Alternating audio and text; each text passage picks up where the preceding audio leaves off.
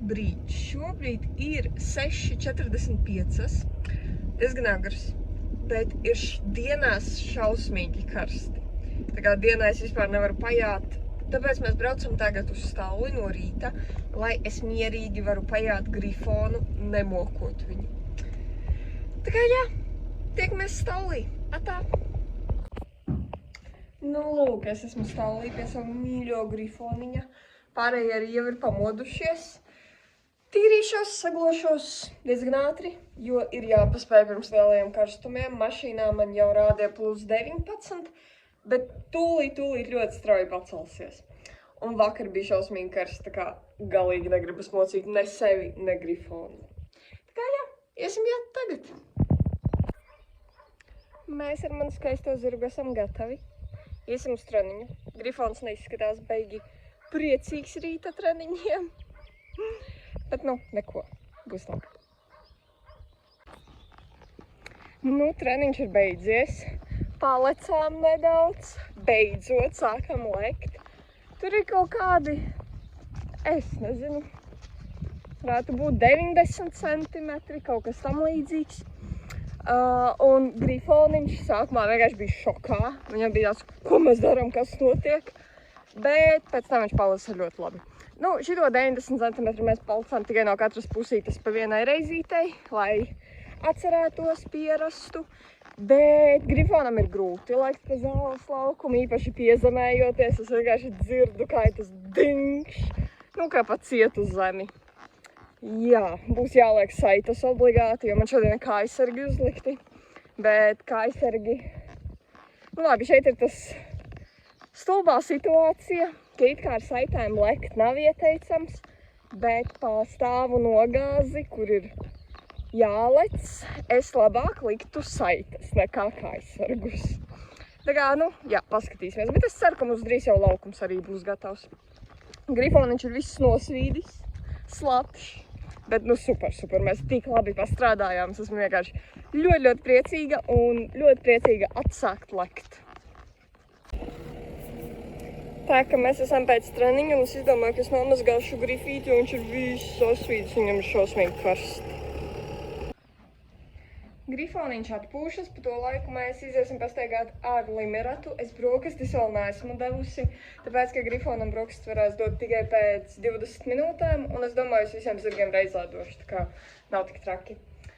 Jā, bet tikmēr iziesim ar Limeratu pastaigāties, jo mums 2-3 reizes dienā ir jāstaigā. Jā. Viņa joprojām man sēž boksī. Nu jā, labi, jūs vispār, man liekas, nezināt. Viņa man sēž boksī šobrīd, tās kājas dēļ.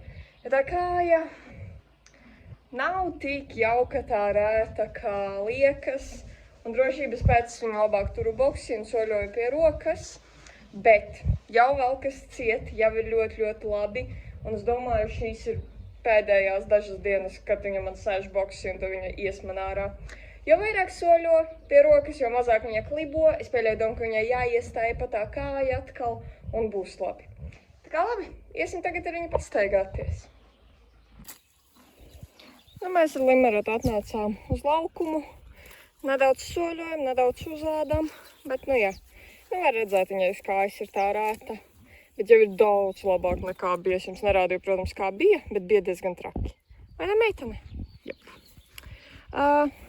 Ejam rata. Jā, nu, retiņā. Iejāšanas process šobrīd ir uz pauzes, kā jau jūs visticamāk saprotat. Principā mācīt viņai soļot ar jātnieku varētu, bet ja mēs ņemam vērā, ka viņa neiet ārā un viņa tikai soļo pie rokas, es domāju, pilnīgi noteikti, ka ja jātnieks uzkāps viņai mugurā, viņai būs vienkārši kaut kāds iemesls, un viņa var mest zemē, vai sāks skriet, vai vēl kaut ko darīt.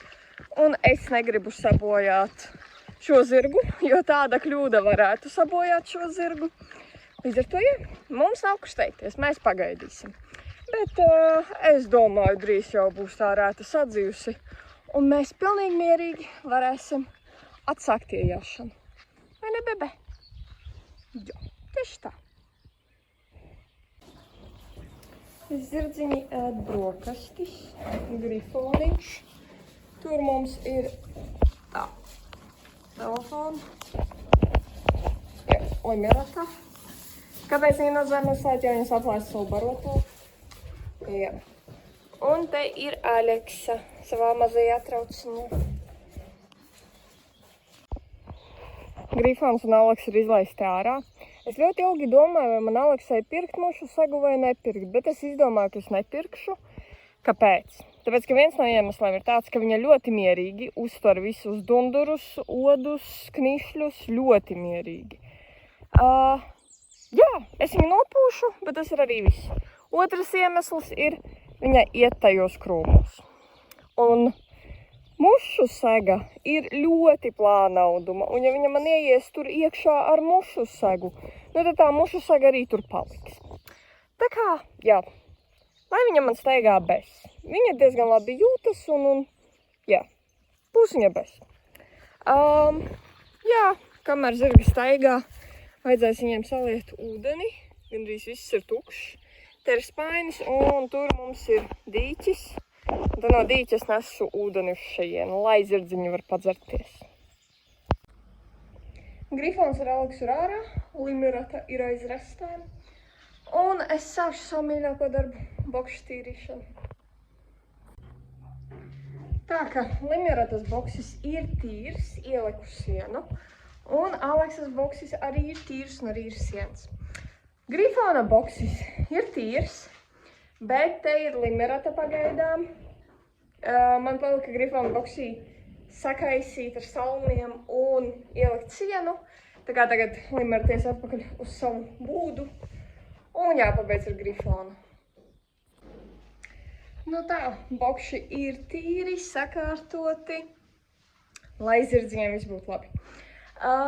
Tagad aizbrauksim uz Krāslavu. Jo man šodien ir jābaro Mārtiņš ar Valdi, tāpēc, ka viņu vecāki dodas uz Daugavpili. Un jā, un es tā izdomāju, ka es nesaimniekošu svešā virtuvē. Un es viņiem nopirkšu kebabus, lai viņi pusdienās ēd kebabus. Jā, bet, lai to izdarītu, man ir jāizbrauc uz Krāslavu, un tagad ir 10:30. Tā kā mēs baigi ātri visu šodien esam izdarījuši. Tas ir ļoti, ļoti forši. Un plielam mums īsti kas vairs nav jādara. Bet, nu, gan jau vienmēr saulī darbi atrodas. Labi, dosimies uz Krāslavu, kamēr vēl nav tik karsti. Tāpēc, ka man mašīnai nestrādā kondicionieris un man ir melnais ādas salons, kas ir tā kā šausmas. Es cepjos ārā tajā mašīnā. Bet nekas, aizbrauksim ātri pakaļ kebabiem. Izbraukāju pus pasauli, bet kebabi ir šeit. 3, jo es arī gribu ēst. Ja, es domāju, ka puiši jau būs un ka viņi man izķers kebabus no rokām, bet viņi vēl strādā. Tā kā es mierīgi, relaksēti varēšu paēst. Oi, nu kebabs jau smaržo un izskatās labi. Protams, ko es skatos, kad es ēdu?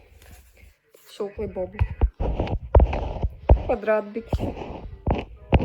Jā, es esmu liels bērns. Tā, ka es esmu atpūtusies, pusdienas paēdusi, viss ir baigi forši. Pie manis šodien būs kalējs. Tā kā es atnācu uz aploku pēc Grifona un Aleksas. Pie mums paspēja nolīt lietus.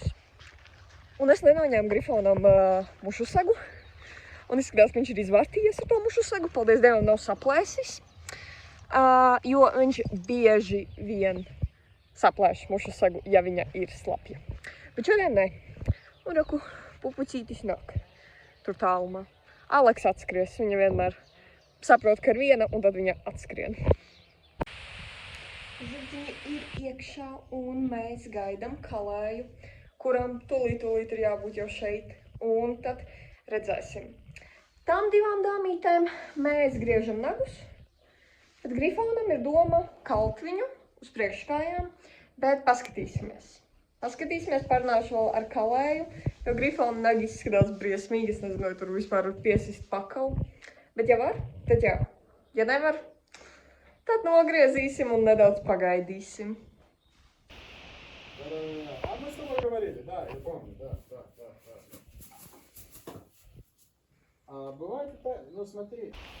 Lūk, mans smakais puika ar pakaviem. Jā, apkalām priekšu. Pakaļ neaiztikām. apkamam tikai priekškājas, bet var redzēt, cik skaisti.